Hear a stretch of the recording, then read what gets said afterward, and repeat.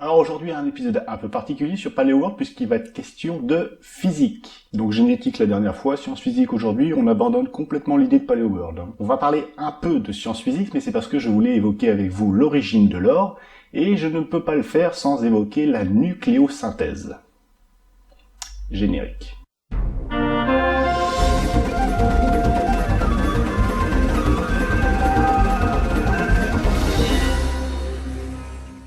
Quitte à faire du plagiat, je pense que t'aurais pu aussi changer le générique, voir la qualité de la vidéo. Je ne reprends que les codes. Comme je le disais, je ne peux pas expliquer l'origine de l'or sans vous expliquer la nucléosynthèse. Et on va commencer carrément par la nucléosynthèse primordiale.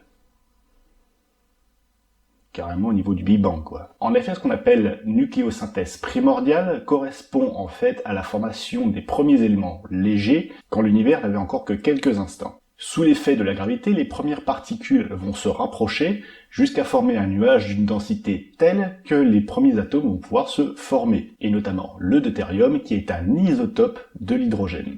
Alors petit rappel de quatrième pour ceux qui ont oublié les cours de collège, un atome est composé de protons, le nombre de protons détermine l'élément auquel l'atome appartient. Parce qu'un atome d'or a, quoi qu'il arrive, 79 protons. Toujours. Vous prenez n'importe quel atome d'or, il y a 79 protons. Mais dans le noyau de l'atome, vous avez aussi des neutrons. Le nombre de neutrons dans un élément peut varier, et c'est ce qu'on appelle un isotope. Par exemple, l'atome d'hydrogène est composé d'un proton, et le deutérium est un proton avec un neutron. C'est un isotope de l'hydrogène. Bon, évidemment, dans les atomes, il y a aussi un nuage d'électrons qui tourne autour, mais ça, on va pas en parler. C'est pas... Voilà. Donc à partir de la nucléosynthèse primordiale, on obtient du deutérium. Ce que l'on appelle nucléosynthèse stellaire, ce sont toutes les réactions nucléaires qui se produisent au sein des étoiles. Donc depuis qu'il existe des étoiles jusqu'à l'heure actuelle. La nucléosynthèse, c'est pour ainsi dire l'inverse de ce qui se produit dans les réactions nucléaires que l'on obtient dans les centrales nucléaires. Donc dans les centrales nucléaires, on fait de la fission nucléaire, c'est-à-dire qu'on va casser un atome pour libérer de l'énergie. Dans le cas de la nucléosynthèse, c'est donc l'inverse. Ce sont des particules et des atomes qui vont fusionner pour donner des atomes plus gros. Comme notre Soleil à l'heure actuelle produit de l'hélium à partir de l'hydrogène et de ses isotopes. Bon, il peut également produire de l'azote et du carbone quand il sera un peu plus vieux. Donc comme on le disait tout à l'heure, l'or est composé de 79 protons. Il va falloir plusieurs atomes d'hydrogène avant d'arriver à un atome d'or. Et pour cause, l'or est parmi les éléments qui sont arrivés le plus tard dans l'univers, tout simplement, parce qu'ils ont besoin d'éléments beaucoup plus lourds que l'hydrogène afin de se former. Les dernières études qui ont été réalisées à partir de 2011 suggèrent même qu'il serait nécessaire de fusionner deux étoiles à neutrons afin de former de l'or. Donc il faut quand même des objets assez massifs qui se percutent afin de former des éléments beaucoup plus lourds que l'hydrogène et ses isotopes. Pour ceux qui ne sauraient pas ce que c'est qu'une étoile à neutrons, donc comme son nom l'indique, c'est un astre principalement composé de neutrons, qui est le résultat d'une supernova, autrement dit c'est une étoile morte. Donc maintenant qu'on sait comment l'or se forme dans l'univers, il faudrait expliquer maintenant sa présence sur Terre. Parce qu'à la base, il se forme dans une étoile, l'or. Et on n'est pas une étoile. La Terre, c'est pas une étoile, c'est un astre en fait, c'est une boule, un caillou.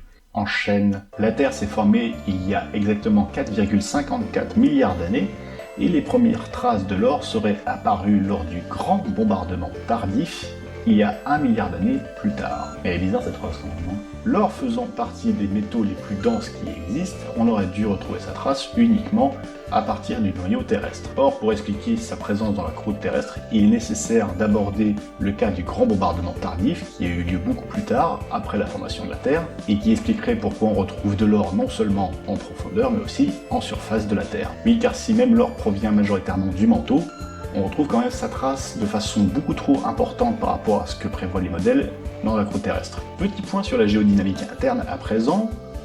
Comment l'or du manteau passe dans la croûte terrestre? Si vous vous souvenez des premiers épisodes de la chaîne, il existe 3 types de roches, les roches sédimentaires, les roches volcaniques et les roches métamorphiques. Parmi les roches volcaniques, on retrouve les roches magmatiques et les roches plutoniques. Et bien les roches plutoniques, c'est exactement ça, ce sont des roches qui sont issues du manteau, qui vont remonter progressivement dans la croûte terrestre, et le refroidissement lent de ces roches va permettre l'apparition de cristaux. Et là, on va aborder un point que je n'avais pas non plus encore abordé sur PaleoWorld, c'est le cas de la cristallisation fractionnée.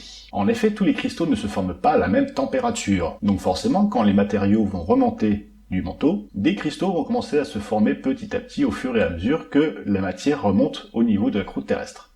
De fait, on a d'abord une formation d'olivine, de pyroxène, de feldspath, de muscovite, et enfin de quartz, puisqu'il ne reste plus que de la silice à la fin de la formation.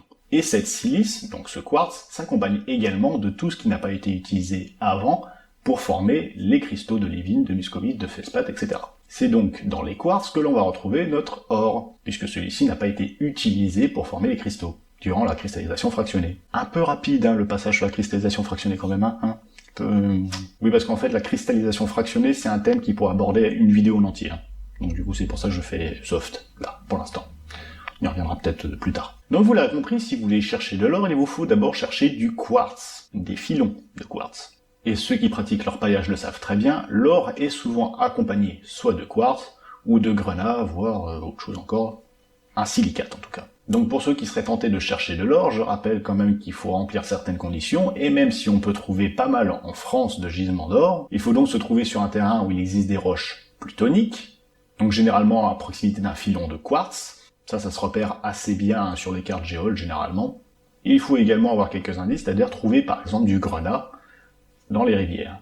Oui, parce que je l'ai déjà dit, mais l'or est un élément dense. Quand l'eau va éroder les filons de quartz, elle va emporter l'or, mais l'or étant plus dense, elle va se déposer là où l'eau est beaucoup plus calme. C'est-à-dire que si vous avez des méandres dans une rivière, l'or va se déposer plutôt vers l'intérieur du méandre, là où le courant est moins fort, plutôt que vers l'extérieur du méandre, là où la rivière creuse la berge. Donc si vous cherchez de l'or, cherchez dans un milieu de dépôt, à proximité d'un filon de quartz, dans une zone à roche plutonique. Ça a l'air pas gagné comme ça, mais en fait il y en a pas mal en France. Par contre, il vous faudra, si vous voulez chercher de l'or, une autorisation de votre préfecture. On peut pas aller fouiller l'or comme ça n'importe où en détruisant les berges, ça se fait pas comme ça. Et je dis en détruisant les berges, c'est pour ça qu'il faut une autorisation en fait, c'est pour s'assurer que vous fassiez pas n'importe quoi non plus en fait. C'est tout pour cette vidéo, j'espère qu'elle vous aura plu. Si c'est le cas, vous pouvez me le faire savoir en laissant un pouce bleu, un commentaire et en partageant cette vidéo, évidemment. Vous pouvez également vous abonner si c'est pas déjà fait. Vous pouvez même me retrouver sur les différents réseaux sociaux, Facebook, Twitter, Tipeee, Instagram, j'y suis pas trop. Par contre, je suis pas mal aussi sur Discord. Le Paléotube possède un Discord que vous êtes prié de rejoindre si vous ne le connaissez pas. Donc je vous dis à tout de suite sur les réseaux sociaux, et pour les autres, je vous dis à la prochaine dans une future vidéo. Ciao.